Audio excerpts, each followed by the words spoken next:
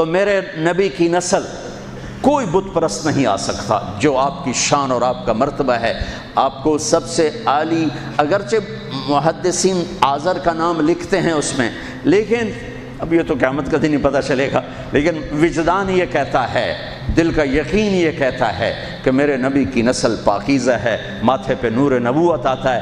ہاشم بازار سے گزر رہے ہیں اور آگے ایک یہودی عورت آپ کو دیکھتی مدینے میں، وہ کہتی ہاشم ایک رات گزارو گے میرے ساتھ، ایک رات گزارو گے میرے ساتھ؟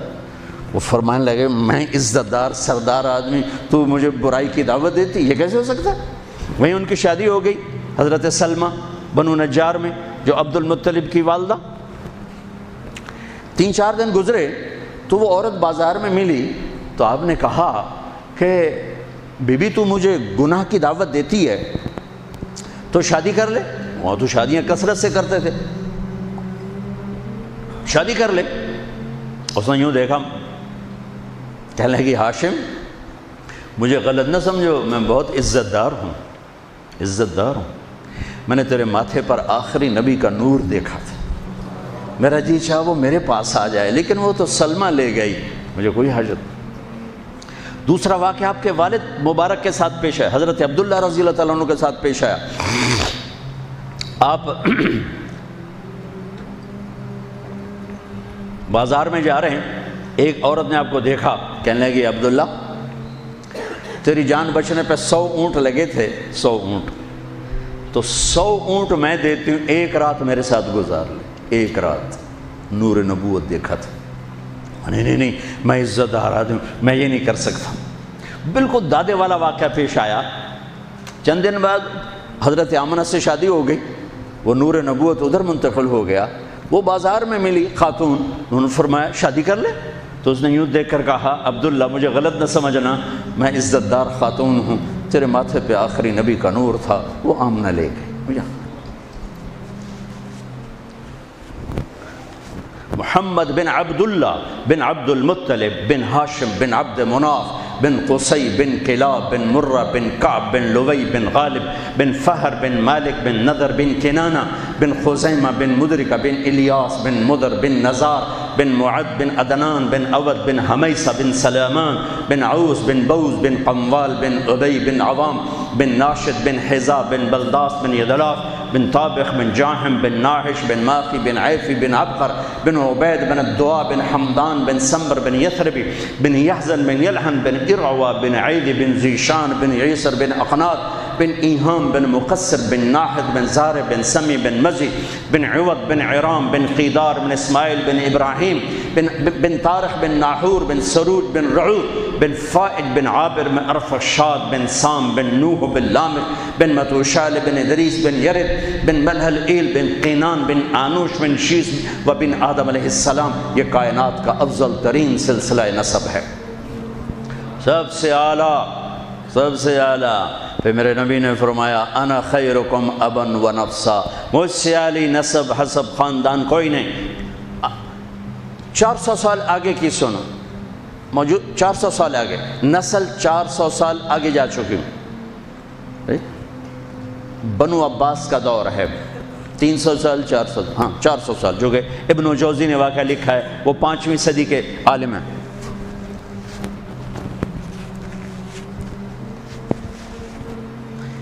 ہرات میں ایک سید خاندان، خامند کا انتقال ہو گیا، عورت چھوٹے چھوٹے بچیاں بیوہ ہو کے ان نقل مکانی کی اور سمرقند پہنچی، پناہ کی تلاش۔ وہاں پتہ کیا کوئی سخی، تو انہوں نے کہا یہاں 2 بڑے لوگ ہیں، ایک جو حاکم سمرقند ہے، مسلمان ہے، اور ایک ایرانی ہے، آتش پرست، آگ کا پجاری، وہ بھی بڑا سخی ہے۔ تو ان کے جی میں ہے، وہ تو غیر مذہب ہے، مجھے کیا پناہ دے گا؟ تو حاکم کے پاس گئیں کہ میں سید ہوں، آل رسول ہوں، لیکن میں مصیبت زدہ ہوں، میری مدد کر۔ اس نے پوچھا تیرے پاس کوئی پرچہ ہے؟ چونکہ اکثر سادات کے گھروں میں سارا وہ نسب نامہ لکھا ہوتا ہے، تیرے پاس کوئی پرچہ ہے؟ ان کو میں پردیسن، میرے پاس تو کچھ نہیں۔ وہ کہنے لگا کہ پھر یہاں تو ہر چوتھا آدمی کہتا ہے میں سید ہوں۔ تو وہ وہاں سے آئیں اور گئیں، پارسی کے دروازے پر دستک دی، وہ باہر نکلا کہ میں مسلمانوں کے نبی کی اولاد میں سے، اور میں مصیبت میں، میری مدد کرو، اور میری بچیاں فلاں سرائے میں ہیں۔ اس نے اپنی بیگم کو اس وقت ساتھ بھیجا، بچیوں کو لے کر آیا، ان کو گھر میں ٹھہرایا، کھانا کھلایا، آرام کے سلا دیا۔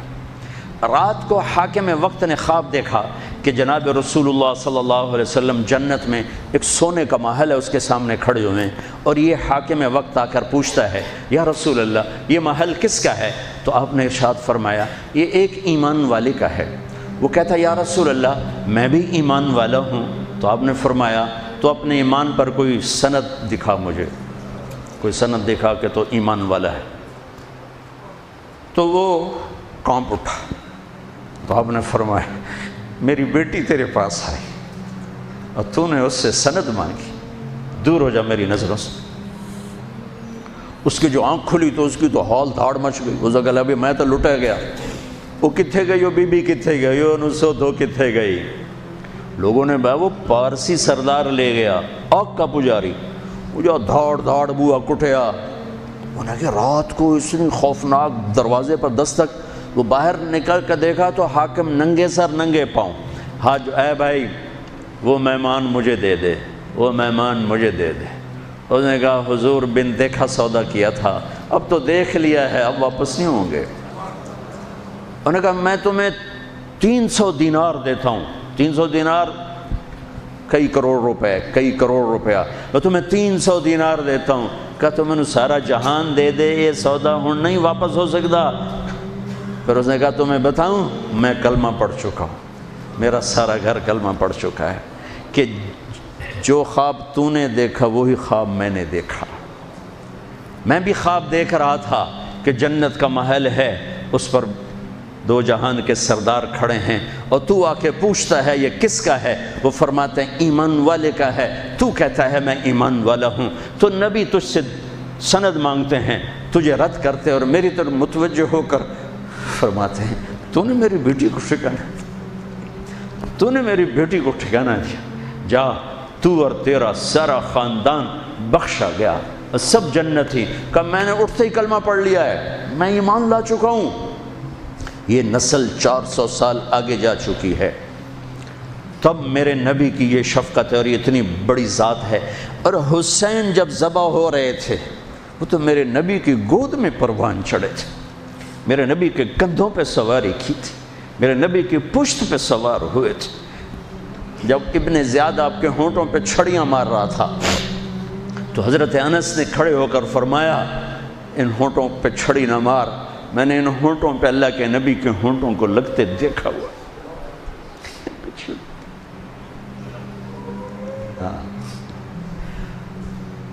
میرے فیصل آباد کا تاجر 100 روپے پہ بک جاتا ہے، فیصل آباد کا افسر چند ہزار چند کوڑیوں پہ بک جاتا ہے۔ یہ تو میرے نبی ہے، میری بہار حسن اور حسین، کس نے اس بہار کو لوٹا؟ امت نے۔ میری بہار ہیں حسن اور حسین، میری آنکھوں کی ٹھنڈک ہیں حسن اور حسین، میرے جگر کے ٹکڑے ہیں حسن اور حسین۔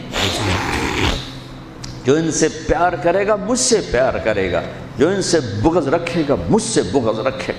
حضرت حسین گلی میں کھیل رہے تھے اور آپ کا گزر ہوا تو آپ نے گلی میں زمین آسمان چشم فلک نے یہ منظر بھی دیکھا، اور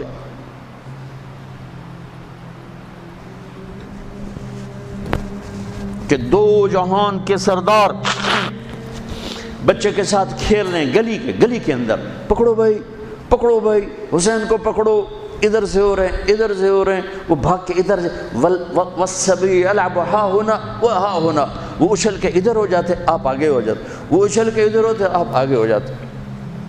یہ گلی کے اندر یہ کھیل ہو رہا ہے، پھر آپ نے یوں پکڑا وہ پکڑا گیا اور ان کا ماتھا چوما اور فرمایا حسین منی و انا منہ، حسین مجھ سے ہے میں اس سے ہوں۔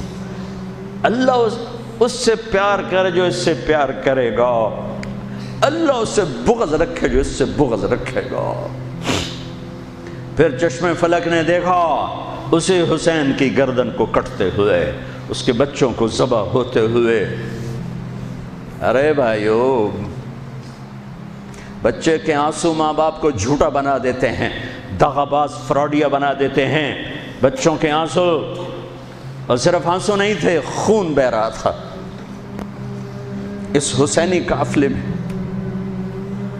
17 اہل البیت شہید ہوئے، 17، جن میں سے ایک ایک پوری کائنات سے زیادہ وزنی ہستی تھا۔ ایک ترازو میں ایک کو رکھو اور ساری کائنات کو دوسرے ترازو میں رکھو تو ان کا وزن زیادہ تھا۔